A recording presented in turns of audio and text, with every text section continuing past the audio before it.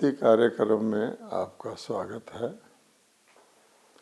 ओम शांति। गीता में भगवानोवाच है कि योग द्वारा परम पद की प्राप्ति के लिए ब्रह्मचर्य का आचरण आवश्यक है। जब कोई हमारे राजयोगी ब्रह्मा कुमार कुमारी जो इसका पूरा पालन करते हैं, आज के मनुष्यों को कहते हैं, तो वो नहीं चाहते, इसलिए वो इस प्रकार के आर्गुमेंट करते हैं कि यदि सारी दुनिया के लोग ब्रह्मचर्य का पालन करना शुरू कर देंगे तो दुनिया कैसे चलेगी। अब क्योंकि खुद इस बात को समझते नहीं हैं और इस तरफ उनकी रुचि नहीं है, भोगी हैं, तो इस प्रकार का तर्क देते हैं। अब आप सोच सकते हैं कि सारी दुनिया के लोग तो ब्रह्मचर्य का पालन करने वाले ही नहीं हैं, ये तो थोड़े से लोग ही करेंगे। तो वो ये आर्गूमेंट कैसे दे सकते हैं कि अगर सारी दुनिया के लोग ये करेंगे तो दुनिया कैसे चलेगी। और दूसरी बात आप ये भी विचार करें कि दुनिया चलेगी, आज तो जनसंख्या की वृद्धि एक बहुत बड़ी समस्या बनी हुई है और लगभग सभी देशों की सरकारें, यूनाइटेड नेशंस इत्यादि इस बात पर जोर दे रहे हैं, इस बात के लिए योजनाएं बना रहे हैं कि जनसंख्या घटे। तो फिर इसमें दुनिया के चलने की क्या बात आती है। अब तो वास्तव में दुनिया को अच्छी तरह चलाने के लिए जनसंख्या की वृद्धि को रोकना ज़रूरी है। और फिर तीसरी बात यह है कि आज का मानव एक और मुक्ति चाहता है। आज किसी से भी पूछो कि जीवन का सर्वश्रेष्ठ लक्ष्य क्या है, वो कहेंगे मुक्ति। भाई आप मुक्ति क्यों चाहते हो? वो कहते हैं मुक्ति तो क्या, मोक्ष चाहते हैं, इस दुनिया में कभी आए ही नहीं। हमें इस दुनिया के सुख ना भी मिले, परंतु इस दुनिया में जो दुख हैं उनसे हम सदा के लिए छूटना चाहते हैं। मुक्ति अर्थात दुखों से मुक्ति।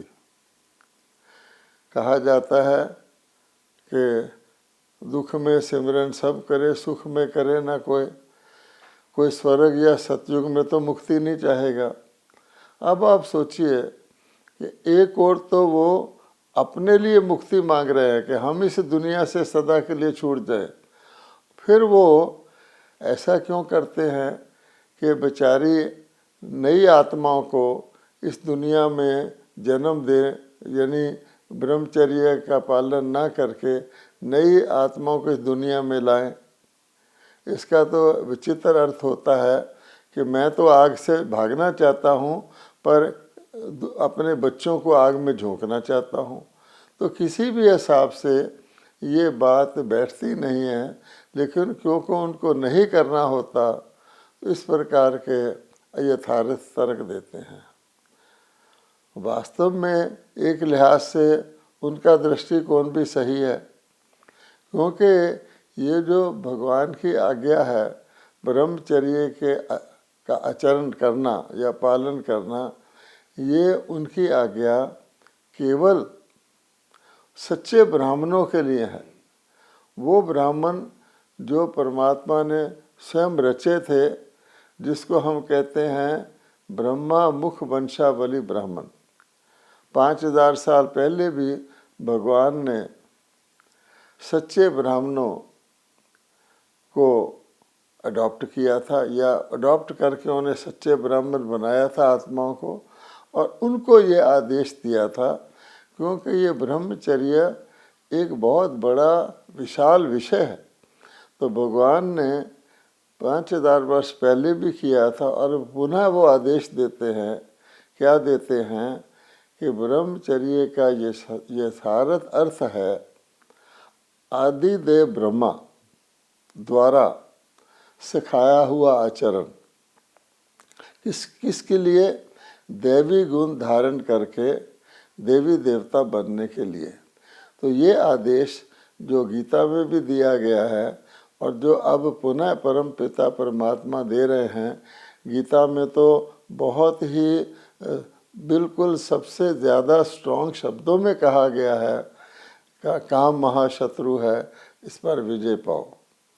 उसका अर्थ क्या है? बहुत गहरा उसका अर्थ है। तो भगवान कहते हैं कि ये आदेश केवल उनके लिए है, दुनिया वालों के लिए तो है ही नहीं। इसलिए इस आदेश का भाव अर्थ क्या है, इसको आज हम समझने का कोशिश करते हैं। भगवत गीता के 16वां अध्याय में बताया गया है, भगवानोवाच है, इस सृष्टि पर केवल 2 ही प्रकार के संपदा होते हैं, एक दैवी संपदा और दूसरा आसुरी संपदा। दैवी संपदा अर्थात देवी देवताओं का समाज, और दूसरा आसुरी संपदा अर्थात जो देवी देवता नहीं रहते, जो पतित हो जाते हैं, उनका आसुरी संस्कार वालों का समाज। इन दोनों का विस्तृत विवरण भगवत गीता में दिया गया है। और आसुरी संपदा के लिए तो ये कहा गया है, उनमें दंभ, फरेब आदि, जुआ इत्यादि होता है, और वो जीवन का लक्ष्य ही केवल काम विकार द्वारा जो अल्पकालिक सुख मिलता है उसको जीवन का लक्ष्य मानते हैं।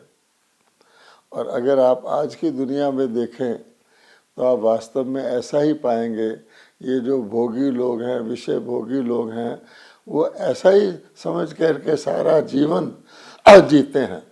आज के समाज में सबसे ज़्यादा प्रधान लक्ष्य काम विकार ही रहता है, और दैवी संपदा में काम विकार नहीं होता। अब प्रश्न उठता है कि भगवान ने बताया है कि जब दैवी संपदा होता है तो आसुरी संपदा नहीं होता, और जब आसुरी संपदा होता है तो दैवी संपदा नहीं होता। ये बहुत समझने की बात है, क्योंकि दुनिया के कई लोग ये मानते हैं कि अच्छे और बुरे लोग हर युग में होते हैं, और सतयुग में अच्छे ज़्यादा होते हैं और कलयुग में अच्छे कम होते हैं, ऐसा लोग मानते हैं। इसलिए वो एग्जाम्पल भी दे देते हैं कि फलाने युग में फलाना राक्षस था, 1-2 राक्षसों के नाम भी ले देते हैं। लेकिन भगवान कहते हैं नहीं, जैसा युग है वैसे ही लोग होंगे। जब आसुरी संपदा है तो दैवी संपदा होता ही नहीं। जैसे आज की दुनिया में जब हम कहते हैं काम विकार का बोलबाला है, तो कोई भी व्यक्ति जो काम विकार का विषय भोग करता है वो अपने आप को देवता नहीं कहला सकता। और हम देखते भी हैं कि आज के मानव मंदिरों से गुजरते हुए, मंदिरों में जाते हुए देवताओं की मूर्ति के आगे नमन करते हैं, चाहे वो बड़े से बड़े पदाधिकारी क्यों ना हो। इसका कारण यही है कि आसुरी संपदा है। अब भगवान कहते हैं कि आसुरी संपदा और दैवी संपदा, लेकिन आसुरी संपदा को दैवी संपदा कौन बनाता है? ये कैपिटल क्वेश्चन है। सृष्टि का चक्कर चलता रहता है। सृष्टि दैवी संपदा से शुरू होती है, धीरे धीरे धीरे धीरे बहुत काल तक, आधा काल तक दैवी संपदा चलता है। फिर चक्कर का आधा समय पूरा होने के बाद आसुरी संपदा शुरू होता है। फिर अंत तक आकर के आसुरी संपदा ही रह जाता है, बहुत घोर हो जाता है आसुरी संस्कार। उसके बाद परमात्मा आसुरी संपदा को दैवी संपदा में परिवर्तित करते हैं, तभी चक्कर दोबारा नया शुरू होता है। ये चक्र क्रम में ये शाश्वत चलता रहता है। नाटक। अब देखना ये है कि आसुरी संपदा को जब भगवान दैवी संपदा में बदलते हैं तो उसके लिए कहा जाता है कि वो एक ईश्वरी संपदा बनाते हैं, और ईश्वरी संपदा ईश्वर द्वारा वो संपदा रचते हैं जिसको हम कहते हैं ब्रह्मा मुख वंशावली ब्राह्मण। माना गया है कि ब्राह्मण ब्रह्मा जी के मुख से निकले थे।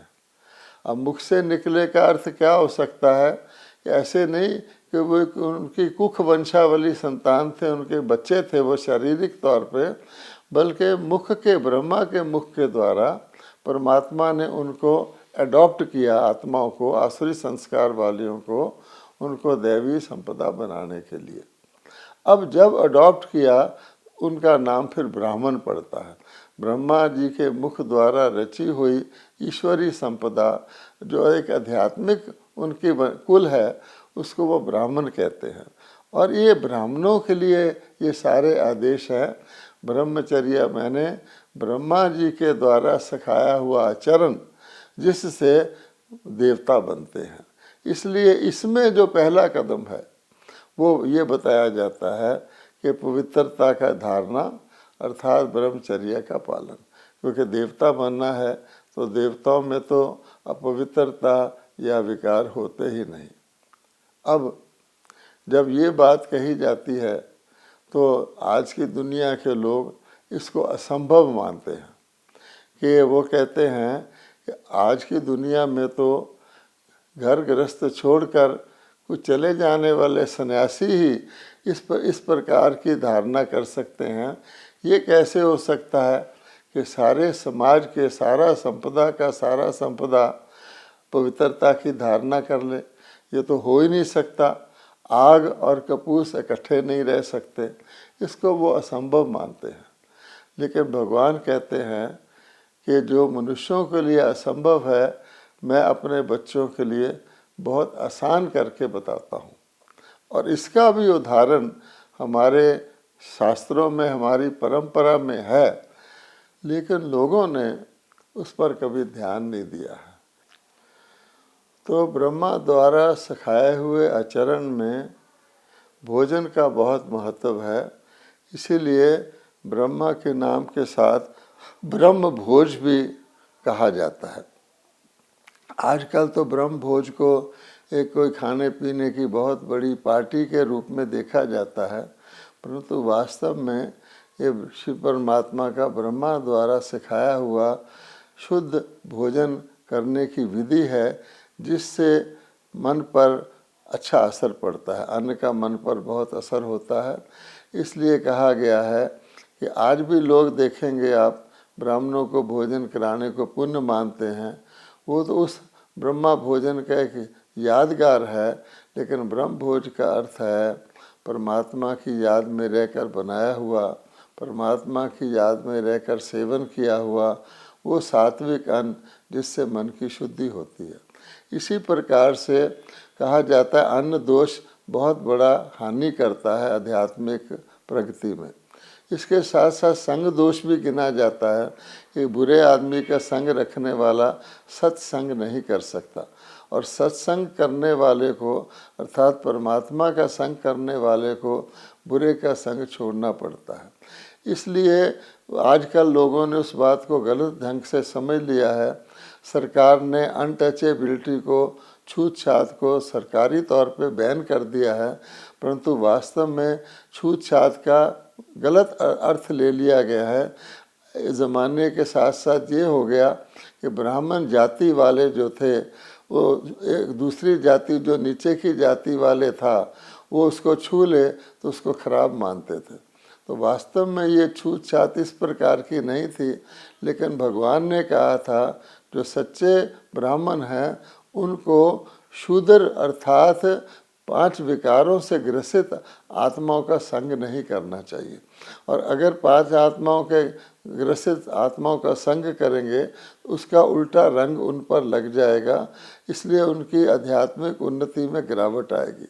लेकिन भगवान ने ये कहा था कि ये जो वर्ण होते हैं ये युग के साथ होते हैं। ऐसे नहीं वर्ण कोई जाति पाति है कि एक ही युग में ब्राह्मण क्षत्रिय वैश्य शूद्र होते हैं, कल युग में ऐसे ही है, तो कल युग का कोई ब्राह्मण किसी शूद्र को टच ना करे, ये मनुष्यों ने बाद में कुप्रथा बनाई है। वास्तव में ये विकारों की बात है कि जो व्यक्ति विकारों से ग्रसित है वो शूद्र है, और जो व्यक्ति विकारों से मुक्त होने की कोशिश कर रहा है, पुरुषार्थ कर रहा है, वो ब्राह्मण है। इसलिए भगवान कहते हैं कि संग दोष से भी मैंने बचना सिखाया था। और उसके बाद एक और शब्द आता है ब्रह्मा के साथ, ब्रह्म मुहूर्त। उसका अर्थ क्या होता है? तो आजकल लोग सुबह के टाइम को ब्रह्म मुहूर्त गिनते हैं, क्योंकि वो सारे दिन की दिनचर्या बनाते हैं। इसमें कोई शक नहीं कि सवेरे का टाइम सारे दिन की भेंट में सतोगुनी होता है। भक्त लोग भी सुबह के वक़्त भक्ति करते हैं, स्टूडेंट भी सुबह के वक़्त पढ़ाई करते हैं, बहुत शांति रहती है। लेकिन ये जो ब्रह्म मुहूर्त है, ये सारे सृष्टि चक्र की भेंट में कहा गया है कि सारे सृष्टि चक्र में सतयुग, त्रेता, द्वापर, कलयुग के अंत में, जब कलयुग में अति तमो प्रधानता हो जाती है और सतयुग के सवेरे की आध होनी होती है, उसके बीच में जो संधि काल है, जिसको पुरुषोत्तम युग कहा गया है, कल्याणकारी युग कहा गया है, जिसमें ही परमात्मा अवतरित होकर आदि देव ब्रह्मा के द्वारा ये ईश्वरीय ज्ञान सिखाते हैं, उसको भी ब्रह्म मुहूर्त कहा गया है। अर्थात ब्रह्मा के द्वारा किया गया नई सृष्टि का मुहूर्त। तो मुहूर्त निकालने की प्रथा भी भारत में बहुत प्रसिद्ध है, लेकिन वास्तविक असली मुहूर्त जिसके द्वारा सतयुग की स्थापना होती है वो ब्रह्म मुहूर्त है। इसीलिए भगवान कहते हैं कि मैंने ब्राह्मणों को ऐसा श्रेष्ठ बनाया जो देवता बने, कि ब्राह्मणों को देवताओं से भी उत्तम आज तक भी गिना जाता है। ब्राह्मणों को एक चोटी दिखाई जाती है, आजकल तो वो चोटी गायब हो गई है, क्योंकि ब्राह्मणों के जीवन में श्रेष्ठता नहीं रही। चोटी का मतलब था टॉप, कि जो सबसे ज़्यादा सारे विश्व के सारे सृष्टि चक्र में टॉप पर हैं, जो देवताओं से भी बड़े हैं, क्योंकि वही देवताओं के लिए क्वालिफाई करते हैं, उनका नाम था ब्रह्मा मुख वंशावली ब्राह्मण।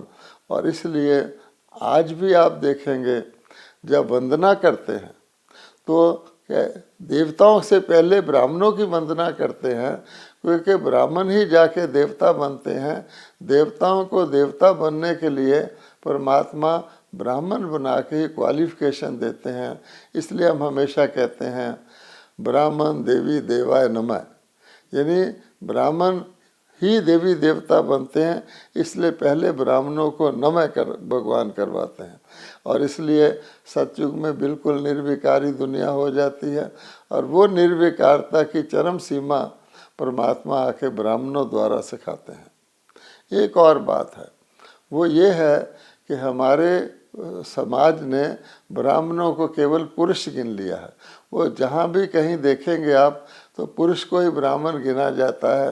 कहीं ब्राह्मणों को बुलाया जाता है भोजन के लिए तो भी पुरुष है। कोई भी कर्म कांड करते हैं, जन्म के समय, मृत्यु के समय, विवाह के समय, मकान की ओपनिंग के समय, वो पुरुष ब्राह्मण ही बुलाए जाते हैं। भगवान कहते हैं ये तो जात पात के कुख वंशावली ब्राह्मण है। वास्तव में जब परमात्मा ने आकर के ब्रह्मा जी के द्वारा ब्राह्मण रचे थे, तो परमात्मा ने वास्तव में उस समय महलों की संख्या बहुत ज़्यादा थी। परमात्मा कहते हैं शिव शक्ति सेना। तो परमात्मा ने महलों को उठाया था, क्योंकि भगवान को कहा, द्रौपदियों ने परमात्मा को पुकारा था, काम विकार से हमें बचाओ। और काम विकार, पुरुष ही काम विकार की पहल करते हैं, और द्रौपदियाँ उससे बचना चाहती थी। तो भगवान ने आकर वो नारी जाति जिसको द्वापर युग से हमारे समाज ने, हमारी धार्मिक परंपराओं ने नीचा कर दिया था, नारी को नरक का द्वार कह दिया गया था, शायद नारी ही काम विकार को उत्तेजित करती है। वास्तव में तो नर नारी दोनों पतित बनते हैं, और सतयुग में नर नारी दोनों पावन बनते हैं।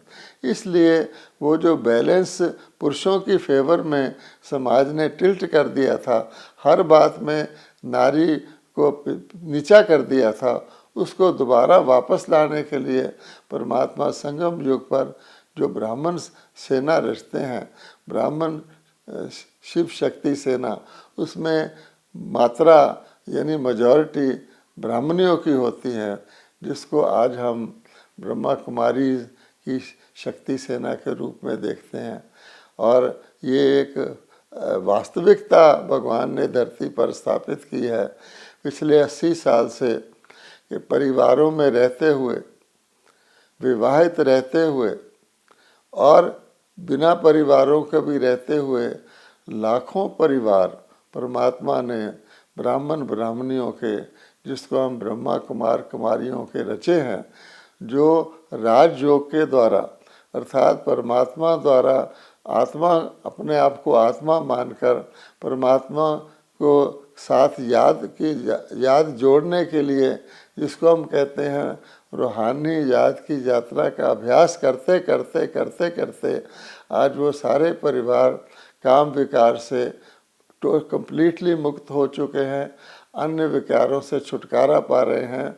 और पिछले अनेक जन्मों का, द्वापर से लेकर जन्म जन्मांतर तक, जो विकारों के वश होकर पापों का बोझ आत्माओं के ऊपर है, उसको भी परमात्मा अपनी याद के द्वारा, अपने योग के द्वारा उनके भस्म करा रहे हैं। और वो अपने जीवन में एक अति इंद्रिय सुख का, एक अलौकिक आनंद का अनुभव कर रहे हैं, क्योंकि पहले वो अपने देह को देह समझकर इंद्रियों के सुख को ही सुख मानते थे। और हम जानते हैं कि देह तो धीरे धीरे वृद्ध हो जाती है, इंद्रियां काम ही नहीं करती हैं। इंद्रियों के सुख को सुख मानने वाले कितने अपने आप को मजबूर समझते हैं जब उनका मन कुछ विचलित होता है और इंद्रियां उनका साथ नहीं देती हैं। तो भगवान कहते हैं, मैं इस सब से छुड़ाकर आत्मा जो शाश्वत है, आत्मा का सशक्तिकरण करता हूँ, आत्मा को ब्राह्मण बनाता हूँ शूद्र से। और वो सारे के सारे आने वाली दुनिया में, क्योंकि इस दुनिया में तो विकार ही विकार हैं, इसका तो भगवान कहते हैं मैं विनाश कराता हूँ। विनाशाय दुष्टकृताम, सब बुरे कर्म करने वालों का, बुरी दुनिया का, पापियों का मैं विनाश कराता हूँ। और जो नए सत्य धर्म की पुनः स्थापना करता हूँ आने वाली दुनिया में, जो बहुत जल्दी आ रही है। इन सब को भगवान कहते हैं सदगति, अर्थात देवी देवताओं की दुनिया में नया जन्म आत्मा को देवी देवताओं के रूप में मिलता है, जो कि 21 पीढ़ी तक, यानी पूरे सतयुग त्रेता तक, 2 युगों तक वो देवी देवता के रूप में पवित्र होकर इस दुनिया में देवी राज्य में जन्म लेते हैं, या तो महाराजा महारानी बनते हैं या उनकी प्रजा बनते हैं। ओम शांति।